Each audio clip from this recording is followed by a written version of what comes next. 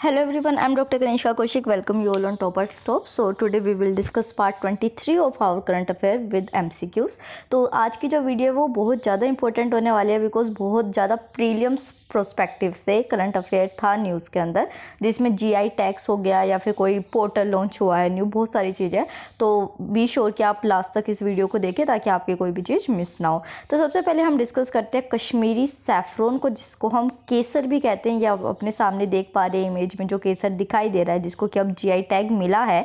तो बेसिकली जो कश्मीरी सैफरोन है, जिसको कि कल्टीवेट किया जाता है और हार्वेस्ट किया जाता है एक specific area of Jammu and Kashmir को, जिसका नाम है केरवा।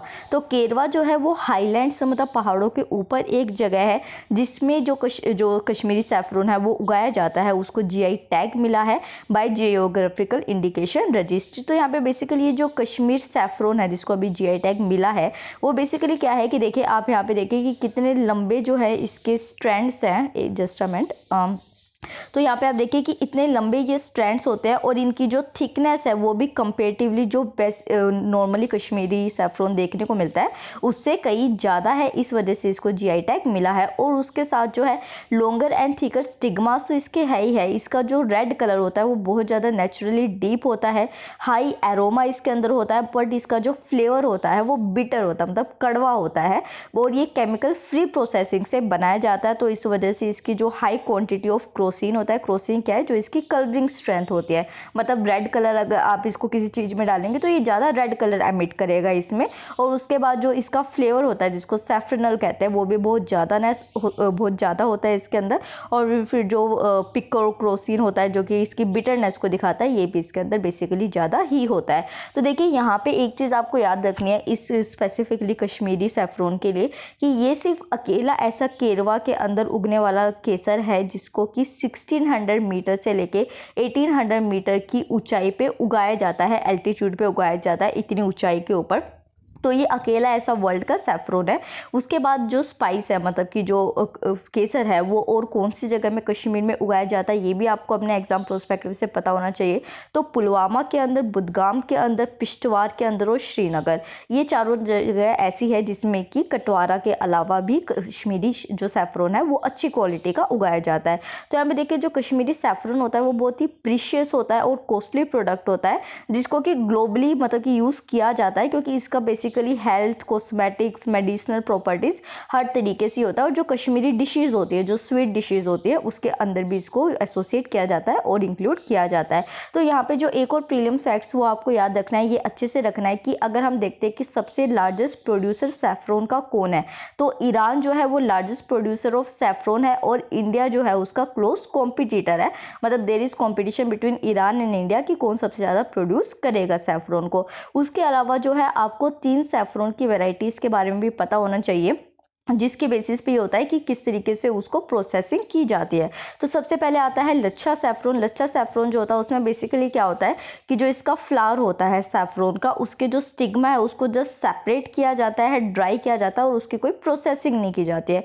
वहीं पे जो मोंगरा सैफरोन होता है उसमें जो स्टिग्मास होता है उसको डीअटैच किया जाता है फ्लावर से, उसको धूप में सुखाया जाता है और फिर ट्रेडिशनल जो भी उनके तरीके होते हैं उससे प्रोसेसिंग की जाती है। वहीं पर जो गुच्छी सैफरोन होता है उसमें ये लच्छा की तरीके से ही होता है, बट एक्सेप्ट क्या होता है कि यहाँ पे जो ड्राइड स्टिग्मास होते हैं उनको लूजली पैक किया जाता है एयर टाइट कंटेनर्स के अंदर। वहीं पे जो लच्छा सैफरोन होता है उसमें क्या होता है कि जो स्टिग्मा होते हैं उनको एक साथ जोड़ के रखा जाता है और एक क्लॉथ थ्रेड से बांध दिया जाता है। तो बस ये हल्का सा डिफरेंस होता है लच्छा के अंदर और गुच्छी सैफरोन के अंदर। नेक्स्ट डिस्कस करते हैं कोविल पट्टी, दैट इज कदाली मिताई। तो ये बेसिकली आप यहाँ पे देख रहे हैं जिसको कि नॉर्दर्न इंडिया में चिक्की के नाम से भी जाना जाता है, गज्जक के नाम से भी जाना जाता है, जो कि हम सर्दियों में कंज्यूम करते हैं। तो इसको भी जीआई टैग आज मिला है। तो चिक्की या फिर जो स्वीट मेड ऑफ पीनट्स या फिर जैगरी जिसको कहते हैं, जिसको कि जहाँ पे अभी मिला है तमिलनाडु के अंदर जीआई टैग, वहाँ पे इसको कोविल पट्टी कदाली मिताई के नाम से जाना जाता है। जीआई टैग इसको मिला है। और ये बेसिकली कहाँ पे मिलता है, जो सम टाउन्स ऑफ विलेजेस है तुतीकोरिन डिस्ट्रिक्ट इन तमिलनाडु, यहाँ पे इसको स्पेसिफिकली बनाया जाता है। मतलब तुतीकोरिन डिस्ट्रिक्ट ऑफ तमिलनाडु के अंदर जो ये गज्जक या चिक्की बनेगी उसको स्पेसिफिकली जीआई टैग देके अलग फ्लेवर्स के साथ आइडेंटिफाई किया गया है। तो तो यहाँ पे एक चीज़ आपको याद रखनी कि क्या इसके अंदर इंपॉर्टेंस ऐसी है कि इसको जीआई टैग मिला है। तो पहली बात तो ये है कि इसके अंदर जो इंग्रेडिएंट्स होते हैं वो बेसिकली ग्राउंड नट्स, जो कि ब्लैक सोइल ऑफ कोविल पट्टी के अंदर, मतलब ये जो जगह है इसकी ब्लैक सोइल के अंदर जो ग्राउंड नट उगाई जाती है स्पेसिफिकली वो यूज़ की जाती है। जो जैगरी मतलब गुड़ जो होता है वो यूज़ किया जाता है, वो ऑर्गेनिक होता है। और वहीं पर जो वाटर यूज़ किया जाता है इसको बनाने के लिए वो थमीर बरानी रिवर जो है उसका यूज़ किया जाता है। तो ये रिवर का नाम भी आप याद रखिएगा। ये हो सकता है कि जीआई टैग जो है उससे रिलेटेड क्वेश्चन आपसे ना पूछा जाए, ये पूछा जाए कि ये जो रिवर है ये कौन से स्टेट के अंदर प्रेजेंट है, तो आपको तमिलनाडु का नाम याद रखना है। उसके बाद जो बेसिकली यहाँ पे होता है, जो प्रोसेसिंग होती है वो कोई भी केमिकल प्रोसेसिंग नहीं होती है। फायरवुड स्टोव जो होता है, मतलब कि आग का एक चूल्हा टाइप होता है, उसके ऊपर रख के इसकी फिर प्रोसेसिंग की जाती है, इसको बनाया जाता है।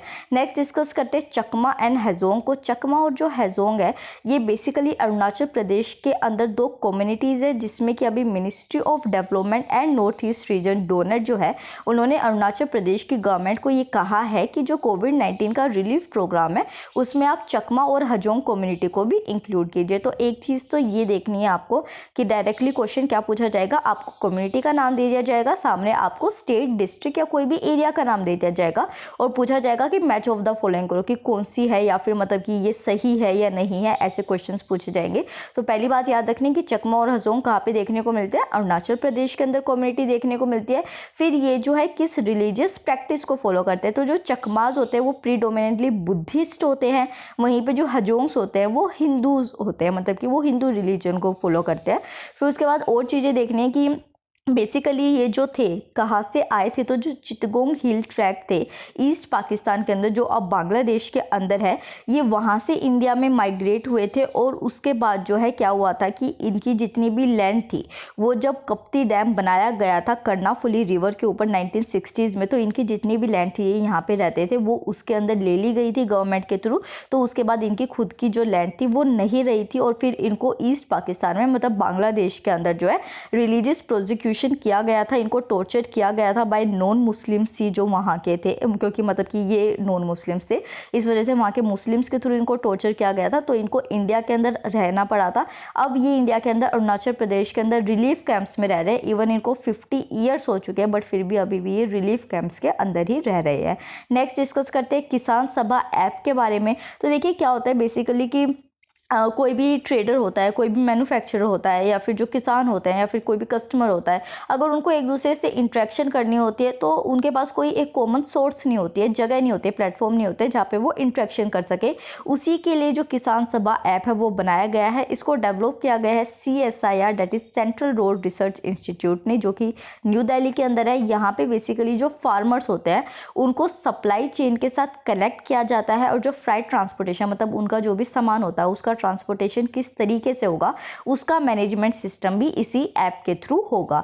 तो ये जो पोर्टल है ये फार्मर्स को, ट्रांसपोर्टर्स को, सर्विस प्रोवाइडर्स कौन से हो गए, जो कि पेस्टिसाइड्स बेचते हैं, फर्टिलाइजर्स बेचते हैं या फिर कोल्ड स्टोरेज करते हैं, वेयर हाउस ओनर्स होते हैं, इनको सर्विस प्रोवाइडर्स कहा गया है। या फिर जो मंडी के डीलर्स होते हैं, कस्टमर्स होते हैं, जैसे कि कस्टमर्स कौन हो गए कि जो बड़े बड़े जो सब्जी खरीदते हैं, मतलब कि बहुत बल्क अमाउंट में खरीदते हैं, तो इनके इंटरेक्शन के लिए पोर्टल बनाया गया है। यहाँ पे बेसिकली एक टाइमली और इफेक्टिव सॉल्यूशन मिलेगा अगर किसी को कोई भी प्रॉब्लम फेस करनी यहाँ पे पड़ रही है। तो ये जो पोर्टल है ये बेसिकली एक सिंगल स्टॉप की तरह एक्ट करता है। एग्रीकल्चर से रिलेटेड कोई भी जो एंटिटी होती है वो यहाँ पे डील की जाती है। तो यहाँ पे जो फार्मर है जिसको अपनी खेती के लिए बेटर प्राइसेस चाहिए क्रॉप्स के लिए, और या फिर जो मंडी डीलर है उसको ज़्यादा से ज़्यादा फार्मर से कनेक्ट करना होता है, या फिर जो ट्रकर्स है जो कि मान लीजिए कि अभी खाली हैं पर उनको मंडी में नहीं मिल रहे हैं, ऐसे फार्मर्स नहीं मिल रहे हैं या फिर कोई ऐसे ओनर्स नहीं मिल रहे हैं जिनको अपना ट्रांसपोर्ट कराना है, तो ये सारे जो है एक दूसरे से डील कर सकते हैं, कनेक्ट कर सकते हैं इस ऐप के थ्रू और फिर अपना बेनिफिट ले सकते हैं।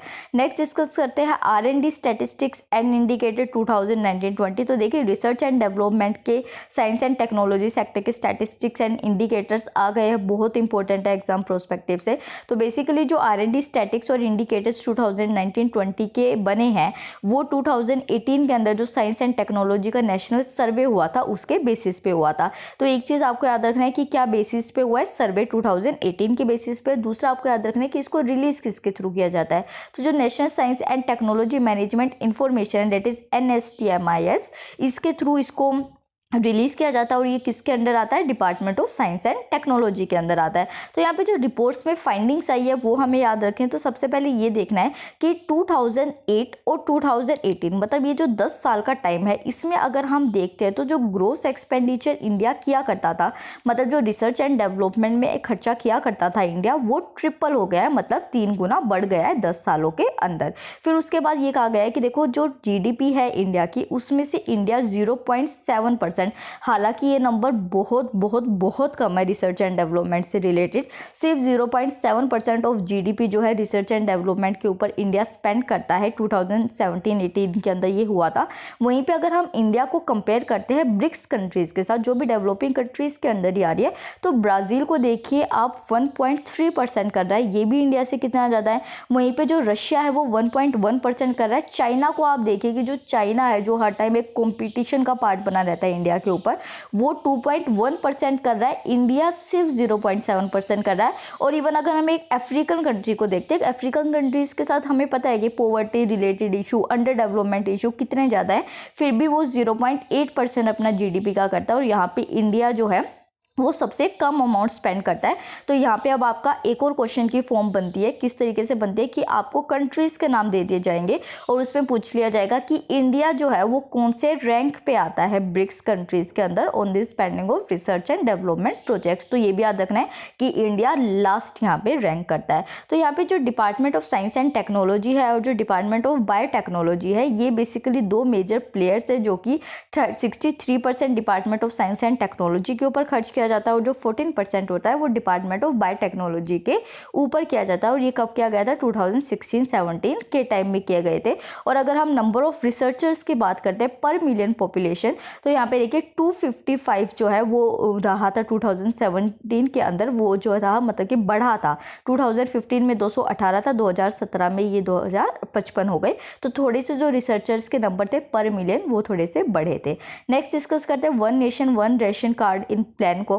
तो यहाँ पे क्या हुआ है कि यूनियन कंज्यूमर अफेयर मिनिस्ट्री जो है उन्होंने अप्रूव कर दिया गया है कि 5 मोर स्टेट्स और जो यूनियन टेरिटरीज है उनका इंटीग्रेशन किया जाएगा one nation one ration card के अंदर। तो यहाँ पे पहली बात तो आपको मिनिस्ट्री का नाम याद रखना है। दूसरा जो एक चीज़ मैं बताऊँ कि EPFO के लिए आप तैयारी कर रहे हैं, ये स्पेसिफिकली करंट अफेयर भी उसके लिए है, बट अगर कोई ऐसा स्टूडेंट है जो UP-PCS के लिए भी प्रिपेयर कर रहा है तो उसके लिए ये न्यूज़ और ज़्यादा इंपॉर्टेंट हो जाती है, because union consumer affair ministry जो है उसने उत्तर प्रदेश को भी इसके अंडर अब इंटीग्रेट कर दिया है। तो 30 states, Uttar Pradesh, Bihar, Punjab, Himachal Pradesh, Dadra and Nagar Haveli and Daman and Diu, तो ये वाले स्टेट्स और यूनियन टेरिटरीज इनको अब इंटीग्रेट कर दिया गया है, जिनके अंदर आप वन नेशन वन रेशन जो राशन कार्ड है उसकी स्कीम को अवेल कर सकते हैं। तो यहाँ पे बेसिकली जो है ये नेशनल और इंटर स्टेट पोर्टेबिलिटी की जाती है इसके थ्रू जो स्कीम है, और 60 करोड़ बेनिफिशरी 17 स्टेट और यूनियन टेरिटरीज में अभी मिले हैं। तो यहाँ पे बेसिकली क्या होता है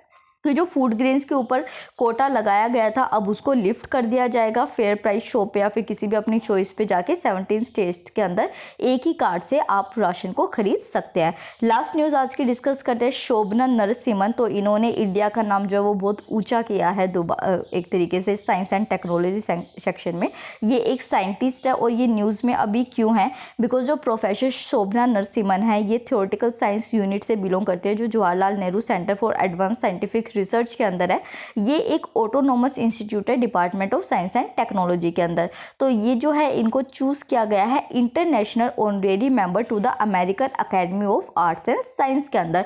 तो प्रोफेसर शोभना नरसिम्हन का नाम आपको ज़रूर याद रखना है, और सिर्फ नाम नहीं याद रखना है, हमें इनसे इंस्पिरेशन भी करनी चाहिए कि अगर ये रिसर्च करके इतना नाम कमा सकते हैं, इतने आगे इंडिया को ले जा सकते हैं, तो हम सिर्फ अपनी स्टडीज़ को अच्छी तरीके से करके अपने एम को अचीव क्यों नहीं कर सकते हैं। तो यहाँ पे अगर उनके बारे में मैं आपको बताऊं तो पहली बात तो हमने देख लिया कि ये कहाँ पे वर्किंग है, Jawaharlal national centre for Advance Scientific research के अंदर। ये जो है बेसिकली फेलोशिप के अंडर आई थी नेशनल अकेडमी ऑफ साइंस के अंदर 2011 के अंदर, और 2011 के अंदर ही इनको इस स्त्री शक्ति सम्मान साइंस अवार्ड मिला था 2010 के। और फिर Kalpana Chawla women scientist award जो है गवर्नमेंट ऑफ कर्नाटका ने इनको 2010 के अंदर ही दिया था। तो ये दोनों अवार्ड्स भी इनके याद रखिएगा। और उसके बाद एक चीज़ मैं आपको बता दूं कि जिसके लिए ये सिलेक्ट हुई है, मतलब कि जो American Academy of Arts and sciences honours scholar है, तो यहाँ पे ये जो लीडर बनी है इसमें बेसिकली उन लीडर्स टीचर्स को चूज़ किया जाता है या उन स्कॉलर्स को चूज़ किया जाता है जो साइंस, आर्ट्स, ह्यूमैनिटीज़ या पब्लिक लाइफ के अंदर एक अलग से परफॉर्मेंस करते हैं, एक आउटस्टैंडिंग परफॉर्मेंस करते हैं। और अगर मैं आपको बताऊं कि यहाँ पे इंटरनेशनल ऑनरेरी मेंबर्स अब तक कौन कौन रह चुके हैं, तो चार्ल्स डार्विन का आपने नाम सुना होगा कि he is such a great scientist, कि उन्होंने साइंटिफिक कितनी ज़्यादा थ्योरीज दी थी। एल्बर्ट आइंस्टाइन को कौन नहीं जानता, और नेल्सन मंडेला। तो आप देख सकते हैं कि इंडिया का इन्होंने कितना नाम ऊंचा किया है। तो वी विश हर कि ये ऐसे ही डेवलपमेंट करती रहे, आगे भी बढ़ती रहे। और शोभना नरसिम्हन का नाम आपको भी अपने एग्जाम प्रोस्पेक्टिव से याद रखना है। तो अभी तक हमने अपना लेक्चर कंप्लीट कर लिया है। इसकी जो PDF है वो आपको हमारे टेलीग्राम चैनल पर मिल जाएगी, जिसका लिंक मैं डिस्क्रिप्शन बॉक्स में दे दूंगी। और लेक्चर अगर पसंद आया, फर्स्ट टाइम देख रहे हैं, तो प्लीज़ सब्सक्राइब कीजिएगा चैनल को, वीडियो को लाइक कीजिएगा। अब हम अपने क्वेश्चन को शुरू करते हैं। तो सबसे पहले जो है वो मैंने क्वेश्चन आपसे पूछा था कल की वीडियो में कि जो सायरी है recently seen news is related to which. तो यहाँ पे था राइस वैरायटी, सेकंड था एन आइडेंटिफिकेशन मैकेनिज्म, थर्ड है mobile application for farmers, and D है आ मालवेयर। तो यहाँ पे जो सही ऑप्शन है वो सबसे पहले फिरोज हुसैन ने दिया था। सो कॉन्ग्रेचुलेशन फिरोज, आप ऐसे ही कॉन्स्टेंटली आंसर करते रहिए, अपने आप को कंसिस्टेंटली रिवाइज करते रहिए, पढ़ते रहिए, आप जरूर अपना एम जल्दी से जल्दी अचीव करेंगे। फिरोज के बाद जिन्होंने इसको अटैम्प्ट किया था उनको भी कॉन्ग्रेचुलेशन सभी को, because you are real competitor of yourself. तो यहाँ पे जो सही ऑप्शन है, जिन्होंने नहीं इसको आंसर किया था उनको बता दूँ तो बी है इसका, एन आइडेंटिफिकेशन मैकेनिज्म। एक्सप्लेनेशन भी मैं यहाँ पे बता देती हूँ। तो जो सायराई है वो बेसिकली है सिस्टम रिस्क इंडिकेटर। इसको Dutch ministry of social affairs ने डेवलप किया था 2014 के अंदर, ताकि जो भी पर्सन है या फिर जो मतलब कि ऑर्गेनाइजेशन है जो फ्रॉड कमिट करती है या फिर गवर्नमेंट बेनिफिट्स को रिसीव करती है, उनको वीड आउट किया जा सके अगर वो फ्रॉड के थ्रू गवर्नमेंट बेनिफिट्स को रिसीव कर रही है। तो that is an identification mechanism. तो चलिए आज के क्वेश्चन शुरू करते हैं। तो फर्स्ट क्वेश्चन है, which of the following product had recently got geographical indication tag. First है कोविलपट्टी कदलाई मिताई, सेकंड है Tripura jackfruit, and third is Gorakhpur terracotta. तो यहाँ पे आपके सामने ऑप्शन है A 1 only, B 1 and 3, C is 2 and 3, D 1 2 3। तो एक बार मैं आपको क्वेश्चन दोबारा दिखा देती हूँ। ओके तो ये ऑप्शन एक बार देख लीजिए आप। Okay done. तो देखिए यहाँ पे जो बी ऑप्शन है वो करेक्ट है 1 and 3, क्योंकि कल के करंट अफेयर में मैंने गोरखपुर टेराकोटा के बारे में भी आपको बताया था। तो फर्स्ट एंड 3 इज करेक्ट। तो सी जो बी ऑप्शन है वो आपका करेक्ट है। Next question is with reference to Kashmir saffron consider the following statement. First, it is the only saffron in the world grow at the altitude of 1600 metre to 1800 metre AMSL, मतलब कि above mean sea level. और second statement है, it is cultivated and harvested in the Karewa highlands of Jammu and Kashmir and recently got the GI tag. तो ये दोनों statement आपने देख ली। अब ऑप्शंस देखिए, A is 1 only, B 2 only, C both 1 and 2, D neither 1 no 2। तो एक बार दोबारा देख लीजिए क्वेश्चन को। ओके तो ये देख लीजिए ऑप्शंस और देख लीजिए, ठीक है डन। तो यहाँ पे सी ऑप्शन जो है वो करेक्ट है, बोथ 1 and 2, क्योंकि दोनों स्टेटमेंट ही सही है। Next is with reference to Chakmas and Hajong consider the following statement. First statement है यहाँ पे, Chakmas are predominantly Buddhist and Hajongs are Hindus, and second they were inhabitants of the Chittagong hill tracts of Myanmar. और second यहाँ पे देख लेते हैं कि कैसे बेसिक आंसर है इसका। तो A is 1 only, B 2 only, C both 1 and 2, D neither 1 no 2। तो इसको एक बार दोबारा देख लीजिए क्वेश्चन को। Okay done, now done. तो यहाँ पे जो है फर्स्ट स्टेटमेंट जो है वो सही है, प्रीडोमिनेंटली बुद्धिस्ट है, चकमाज हजोंग्स जो है वो हिंदू है। बट ये स्टेटमेंट जो है ये गलत है, ये अरुणाचल प्रदेश से बिलोंग करते हैं। तो यहाँ पे first statement is only correct, A option. Next question is professor Shobhana Narasimhan from the theoretical science unit at the Jawaharlal Nehru Centre for Advance Scientific Research has been elected as an international honorary member to the American Academy of Arts and Sciences. And second statement is Jawaharlal Nehru Centre for Advance Scientific Research and autonomous institute under the Department of Biotechnology. तो दोनों statement आपके सामने options में एक बार दिखा देती हूँ। A is 1 only, B 2 only, C both 1 and 2, D neither 1 no 2। तो एक बार क्वेश्चन को और देख लीजिए। ओके डन, ये ऑप्शन है आपके सामने। तो यहाँ पे देखिए जो सेकंड स्टेटमेंट है वो गलत है, बिकॉज डिपार्टमेंट ऑफ बायोटेक्नोलॉजी के अंदर नहीं, DSC Department of Science and Technology के अंदर ये आता है। तो यहाँ पे first statement is only correct, A option. Next question is with reference to Kisan Sabha app consider the following statement. First है आपके सामने option, it was statement, it was developed by CSIR that is Central Road Research Institute, and second it aims to connect farmers to supply chain and freight transportation management system. तो यहाँ पे आप देख लीजिए option, A is 1 only, B 2 only, C both 1 and 2, D neither 1 no 2। तो एक बार दोबारा देख लीजिए क्वेश्चन को। We done. एक बार और ये लिख लीजिए ऑप्शंस, ठीक है। तो C option is correct, both 1 and 2 दोनों ही स्टेटमेंट सही है। Next question, one nation one ration card scheme often mentioned in news is an initiative of. तो आपको बताना है कि one nation one ration card जो है वो किसके मिनिस्ट्री के अंदर आता है। First is Union Ministry of Agriculture and Farmer Welfare, second is Union Ministry of Food Processing Industry, C is Union Ministry of rural development and D is Union Ministry of consumer affair food and public distribution. तो video को post कीजिए और इसे answer कीजिए। Okay done. तो देखिए D option is correct, union Ministry of consumer affair food and public distribution के अंदर one nation one ration card आता है। नेक्स्ट क्वेश्चन, ये आपको आज कमेंट सेक्शन में आंसर करना है। With reference to research and development statistics and indicators 2019-20 consider the following statement. First है it was released by NITI Aayog and second according to report India gross expenditure in research and development has triple between 2008 and 2018। Option आपके सामने है, A 1 only, B 2 only, C both 1 and 2, D neither 1 no 2। तो इसको जरूर answer कीजिए comment section में, और अगर वीडियो पसंद आई हो तो चैनल को सब्सक्राइब कीजिएगा, वीडियो को लाइक कीजिएगा। Thank you so much.